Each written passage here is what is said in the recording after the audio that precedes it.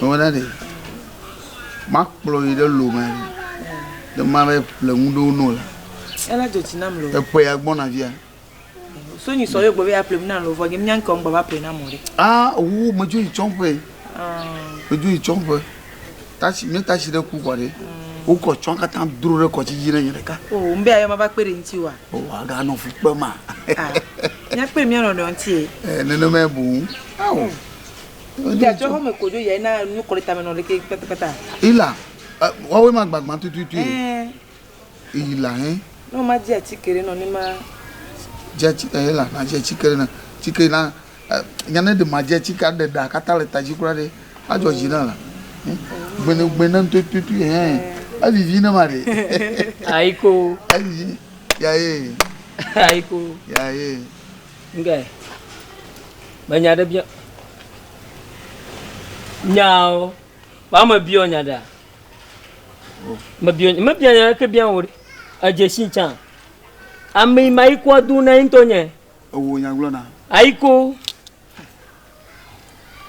la mo gada lo lu ajila mena fi bali ya mo mo na ba ya lo ba fi ko leye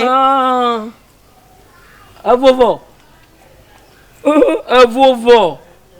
agbedun elemema ma zo ma ba ya lo e di de ba ya lo nyao fin bana ma fin nye bene jola ma nye le fie ma vanya ontonya baga mbere makaya ni mu jesi o nya fi ke be so e ba le yiye bo na ba yi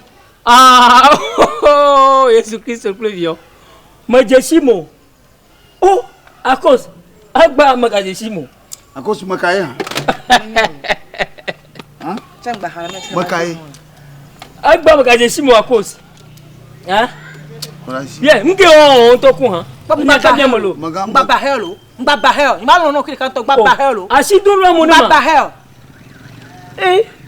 Agbon de blanc. Maka onye no ha. Agbon de blanc avumbe adredo. Bien fo nkate on. Asidun lo mo ni ma. De fundolo. O ma ka de funa o. Maka na nya. Aji be anya malo. Ma de do kunya mu. Akos wada shimula ngba kan no nti ngba kan anya be le mia boji le ma le ple mo kwa da le moji amiru gbadona anya be le mia bo me de mia bo fiade me de mia bo me gbodra gbo fiade ne na po ngboda ka ji nke fude no ha nye ba jola nye le fi ko fude na ha koko ye ne le minye fo na adi koku no e fude na me koko e ne minye fo na abovo Nyam kata mi vovo. Nyam to mo yo nanala. Chialo. Français vous bonade. Français vous bonade. Occasion au peinture à 5 mois quoi. Ya gomare. Oba signé occasion au peinture. Occasion au peinture. Agomare. Agomare benade. Enhuhu nya odraro hesiangona nhuhu nya nya tonye yinto tonye yinto jirero ayigo kwa bota yinto edrero ko nyi so ka gbere nya wa gbere lo ko le gbere nu le yin ba igba la ti ba ponu ka ba to ba ma ponu nyon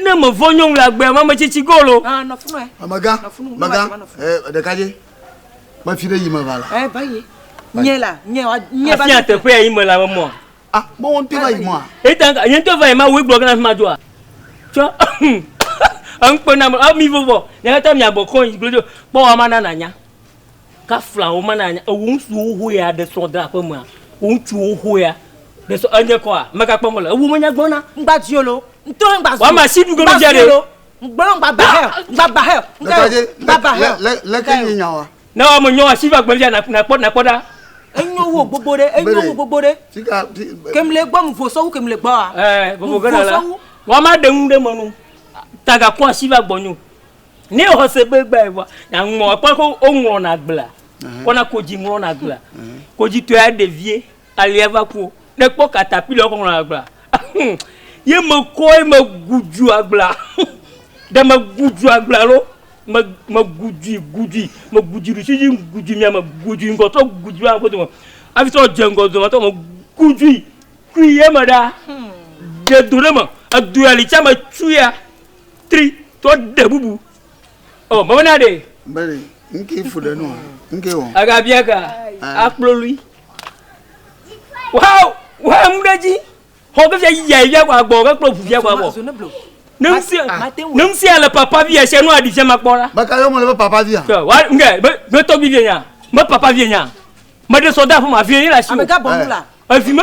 Maga anya me yempobu na. Me nya mata baro, o nya maka. La si boya me nya mata baro, me bode avuya. Avuya. Me kui. Si Antoine m'a dit qu'on le fiolo volant. Me trouve la gars, va où maman de ya tiens me ko bestia yeye. Volant yeye. Oh bodili ti ya kwa volant me nya avec la. Bodili. Me bona de taille amana. Me fou gaga. O ma po anigba de keji mali ke taille maman nyo. Me futayo trop. Oni rushi mini miadi. Là, qui va y voir, wa qui. Yento mo play dete. Sia. A dit deux pour nous. Manyana de po, manyana de po. Eh wa me kumenya na mno, manya he plana. Me joji obo. Mo na de te ma de ko. E po lo ko na retrovisor, mirror, no ko mo gbe po mare. Me so ga do wa me fio dara ji ba. Manyana no de. Oh, fio ko to gbo ji gbo no. Mo na de vitre he lo ko na he gbo ko na mo to na. Oh. De me kori ga me gbeto ya. M'appelle Boubou. Bodili me papa engine agbo. Engine me galashi hein? Ganoashi kan unu. Edu sugbe. Aye fo wa. Me ganoashi kan chinyore. Ah. Nga bia o. Gado gbo ma ko. Mbere enya me yen Boubou na. We ya maka. Enya me yen Boubou na. Da shi ya mama gura no, me ba engine na moteur da. Enya le mo ya. Il me funka kama akpakpali ma guto ma dia. Me funka me va denji ato fa ko da ho da to ma. O ga ave tia chita ma. Me to va di.